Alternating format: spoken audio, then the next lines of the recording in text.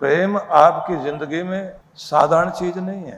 प्रेम ही वो बंधन है इस दुनिया को जो बांधे हुए है, और दुख कितना भी बड़ा हो उसे छोटा करना सीख जाओ। जब आपका संयोग हो, किसी चीज से रिश्ते से जुड़े तो मधुरता रहे, और नहीं निभ पाए तो लोगों को पता ना लगे। और कहते हैं कि दुश्मनी लाख कर लेना, पर इतनी गुंजाइश जरूर छोड़ देना कि दोबारा अगर मिलने का मौका आए तो मिलके शर्मिंदा ना हो, कहें कि हाँ हम उतनी जगह तो बना रखी कि फिर से मिला जा सके, एक दूसरे से नजरें ना चुराएं। ये मिठास प्रेम के कारण होती है। प्रेम आपकी जिंदगी में साधारण चीज नहीं है, क्योंकि इसी से पले बढ़े हैं आप, इसी से आप बड़े हुए हो। और इस दुनिया में आप अगर कुछ चाहते हो किसी से तो प्रेम ही चाहते हो। प्रेम के अलग अलग रूप हैं। एक प्रेम ममता है, वात्सल्य है, जो आप अपने बच्चों को देते हैं। एक प्रेम बड़ों के प्रति है, वो आदर है। एक प्रेम मित्रता है, जो दोस्तों के साथ है। पति पत्नी का प्रेम प्रणय है। गुरु के प्रति प्रेम श्रद्धा है, और भगवान के प्रति वह प्रेम भक्ति है।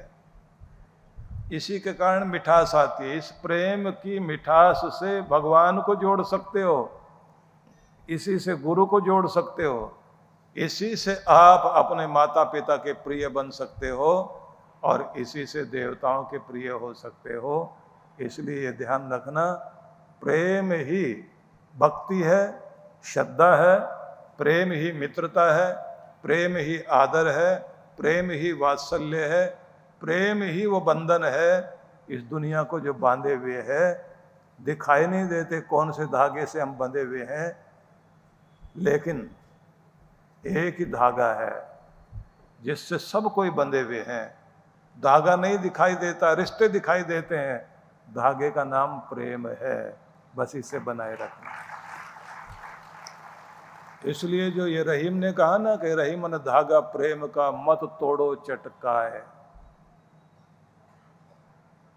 इतनी खींचातानी मत कर दीजिए कि धागा टूट जाए।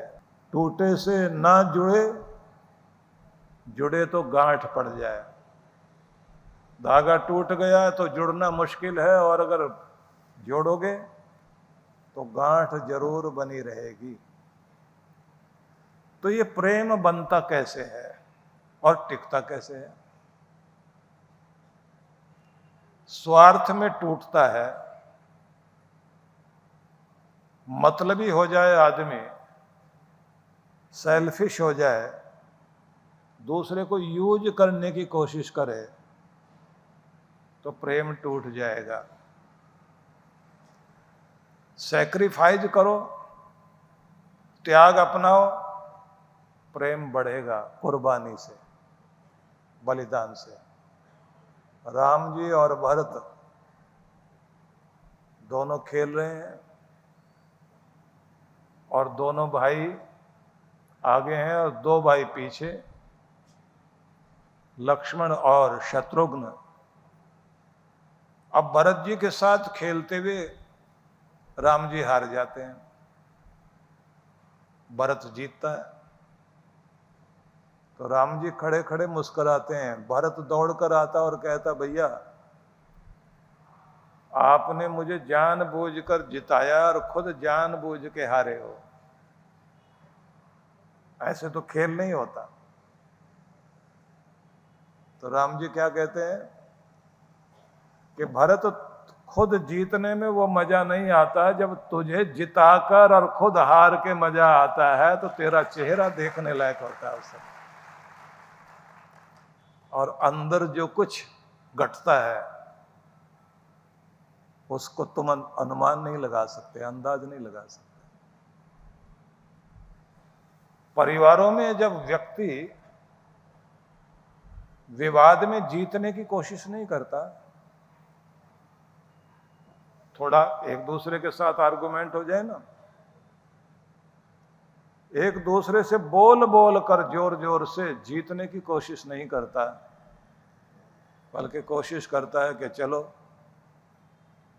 चीजें आती जाती रहेंगी, रिश्ता बड़ी चीज है, घर की एकता बड़ी चीज है, अपने घर को बांधे रखना है और इसकी मूर्खता को बाद में प्यार से समझाएंगे। अभी इस बुरे समय को रोकना है तो घर संभल जाएगा। इसलिए कबीर ने कहा, भक्त कबीर बड़ी प्यारी बात कहते हैं, कबीरा तू हारा भला और जीता भला संसार, जीते को जम ले जाएगा और हारा हर के द्वार। कि तुम इस दुनिया से जीतने की कोशिश में मत लग जाओ, दुनिया की चीजें इकट्ठी करके और उसमें जीतने की कोशिश करोगे तो तुम हार जाओगे, और अगर दुनिया से हार जाओ और परमात्मा के दरबार में जीत जाओ तो फिर ये ध्यान रखना,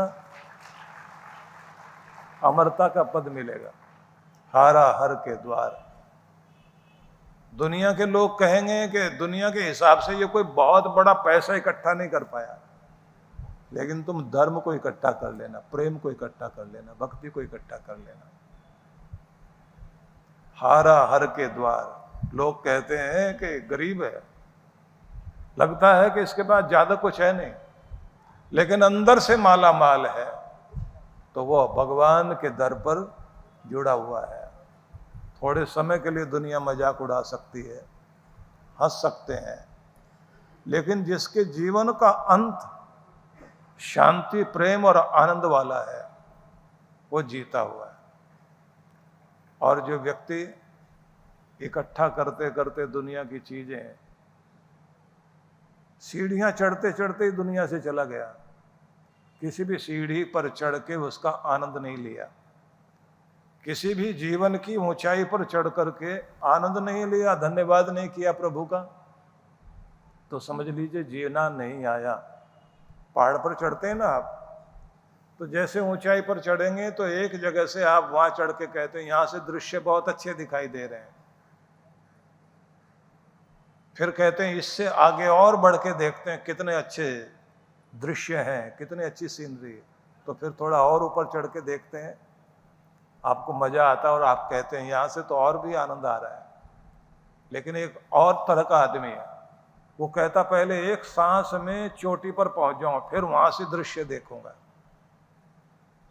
वहां तक जाते जाते इतना थक करके चूर हो जाता है, वहां उसको डर लगा रहता है कहीं गिर ना जाऊं, गिर ना जाऊं, तो वो जीवन का आनंद नहीं ले सकता। जीवन का आनंद तब है जब एक एक कदम बढ़ाते जाओ और वहां से भगवान का धन्यवाद करो और आनंद में जीते जाओ। आज भी आनंद, कल भी आनंद, आने वाले दिन में भी आनंद। जो आनंद मनाते हुए बढ़ता चला जाएगा, जिंदगी में आनंद आएगा। और जो आदमी सोचेगा यहां तक पहुंच के फिर आनंद मनाओ, हर दिन खुशी भी है, गमी भी है, चिंता भी है, निश्चिंतता भी है, डर भी है, निर्भयता भी है। तो एक काम पर ज्यादा ध्यान देना है। सुख का छोटा सा भी क्षण हो, सुख को बड़ा करना सीख जाओ, और दुख कितना भी बड़ा हो उसे छोटा करना सीख जाओ। जो अपने सुख को बड़ा करना सीख जाता है उसकी जिंदगी में सुख ही सुख रहता है, और जो आदमी दुख को बड़ा करता है वो दुखी दुखी रहेगा। भगवान ने जो भी कृपाएं की उसका शुक्राना करिए, जो नहीं है उसका रोना धोना जारी रखोगे तो परेशान हो जाओगे। चीजों का उपयोग करिए और व्यक्तियों से प्रेम, तो सुखी रहोगे।